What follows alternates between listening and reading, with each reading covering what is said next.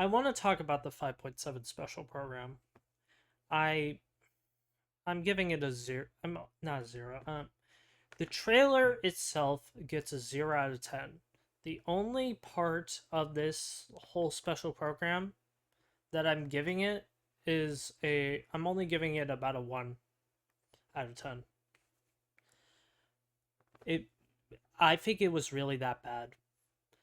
One, let's just go over the biggest thing they skipped. They skipped artifact loadouts. Even if we don't want to call them loadouts, they did not even include them. The biggest thing, people have literally yelled at these people, at the devs, for years. Content creators have begged and begged and begged for loadouts, and we have gotten nowhere. And for it to not even appear in this special program is just a fucking crime. What's then the overall trailer had me bored.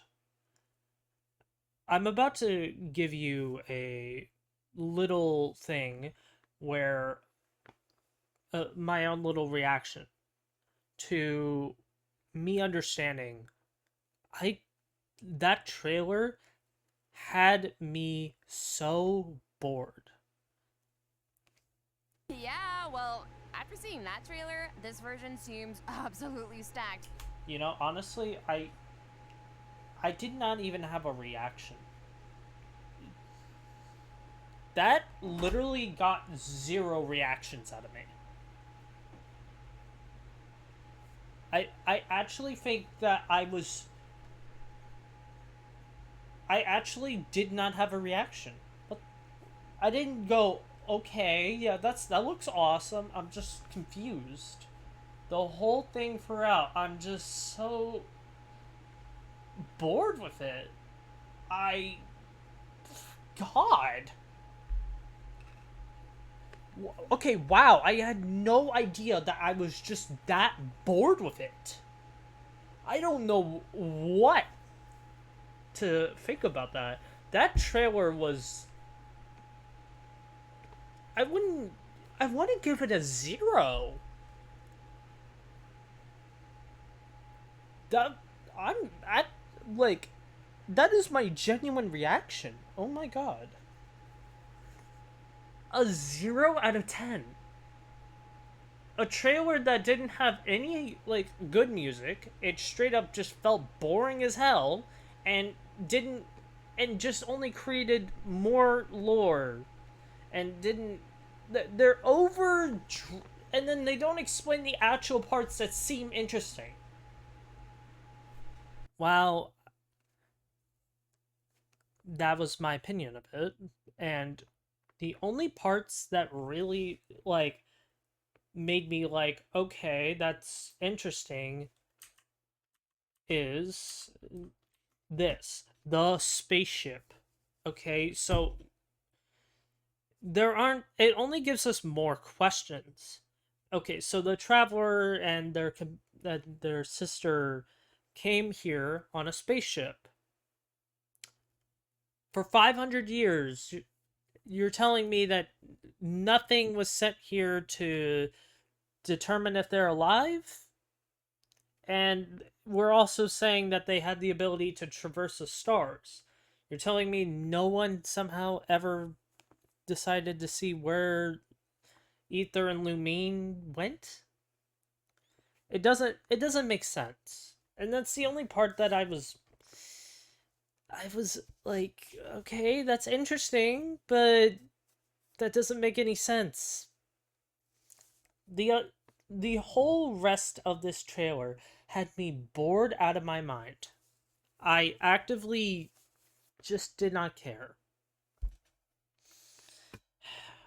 Skirk, if I'm going to talk about gameplay, Skirk is literally just Sword Risley. Enhances their skill. It enhances themselves with their skill. Burst does about 3 hits. That's about it. Dahila is just someone who works well off freeze. Ugh. When his own active party members hits the enemy with normal attacks or triggers freeze reactions. So that gives like that's still pretty useless. He doesn't apply hydro that well. He applies like one of the worst hydro appliers ever. And overall his shield, like, even in this, if I were to like look, when he activates the shield, even they decide, oh yeah, no, Dahila cannot fight off a Ruin Guard, so they have to move away so that straight up that his shield doesn't break.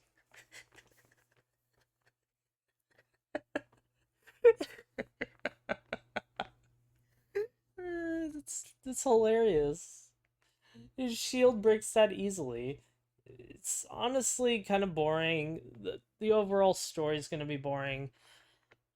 Uh, just a rule of thumb for me ever since I don't know when, but um, for events, I personally skip learning information about them. That I just skip learning info about them. The only thing that I want to talk about is not that this the feather that allows you to reroll, and it's funny how even in their little reroll wherever it is, that this is the artifact before and that's the artifact after. Barely changed. It had a better ER roll, and that's and a one more into crit damage, and still had this. So who cares? This overall thing, pretty much, if guess what? If you're friends, or at least from what I understand, the characters that they used, if your friends completed it and whatever characters they used, they get this little buff. But if you don't have friends, this is useless. And then you can the dire thing, whatever. There's like a level 6 dire difficulty that you complete and you get nothing. Wow. Wow.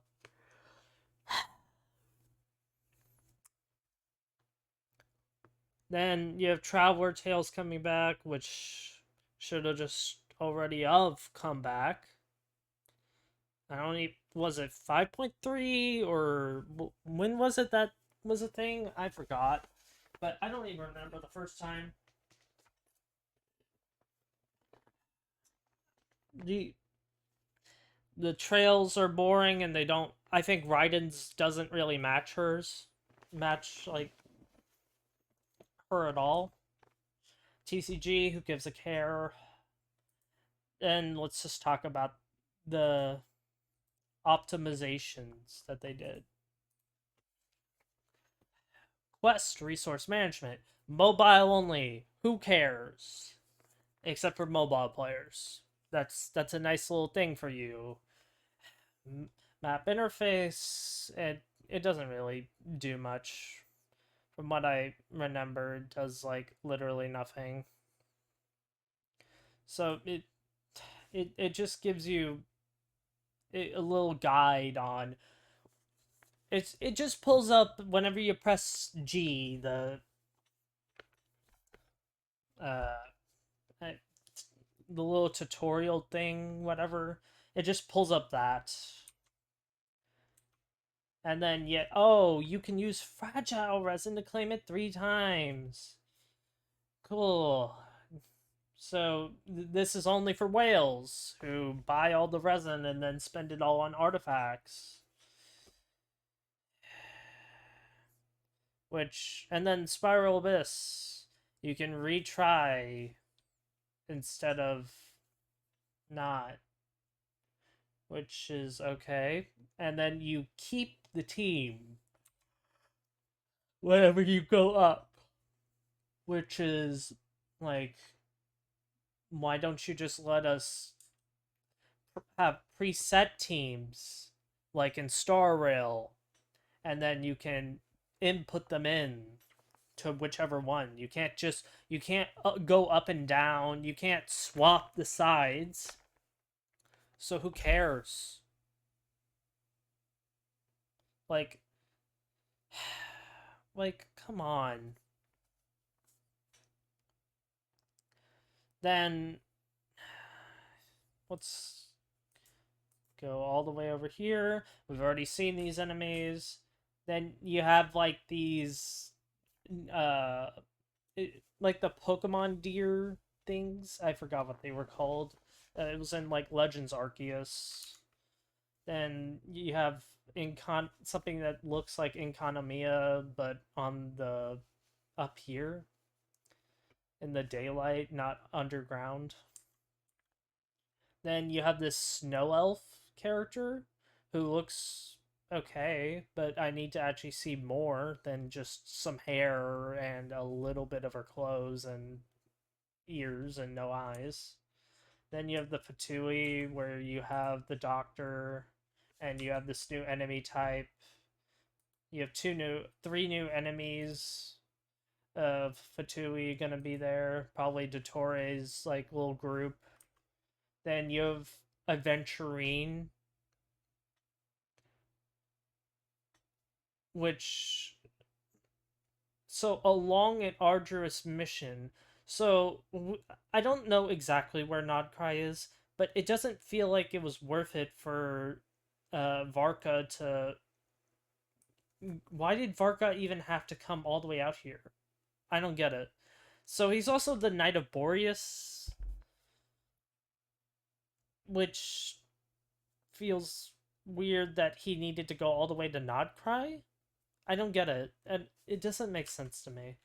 Alice's design is I don't like it.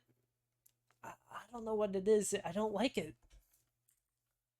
Also, who is Klee's father? Like,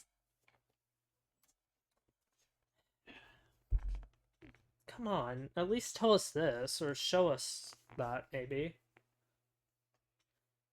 Then you have someone talking to this little thing, which I think it's cute, but eh. I don't know who that is. I'm not gonna play the sound, but like because it doesn't really help me. Then I think that like it's the top of a Death Star, which is cool, but like I feel like I would have rather seen the Marriage of Ari. We haven't even like gotten all the areas for all the pyro sigils to be given.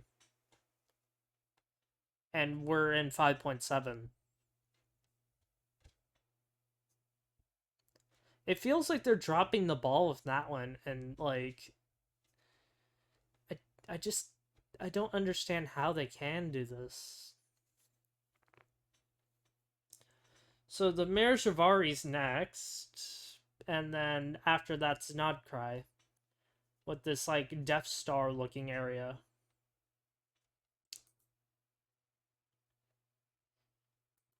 I'm I'm bored. This was a boring. It was really boring. I don't know how else to say it other than I've never been so bored with a special program. I've never been so disappointed by just this overall.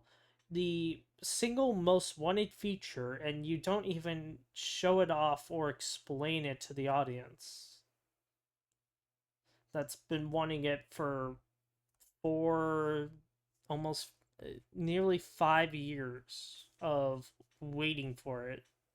And overall, this was a horrible. This was actually just straight up garbage. I only am giving this special program a 1 out of 10 because of loadouts. And the Nod Cry looking at the Nod Cry stuff, it looks nice, but I just can't really say, oh yeah, this was the best. Oh my god, it's insane. I can't say it at all. Nothing about it made me really like, even though it's meant to be a twins Archon quest, it just, the excitement isn't there at all. I'm I'm not excited for 5.7 at all. That full opinion. That's all. Bye.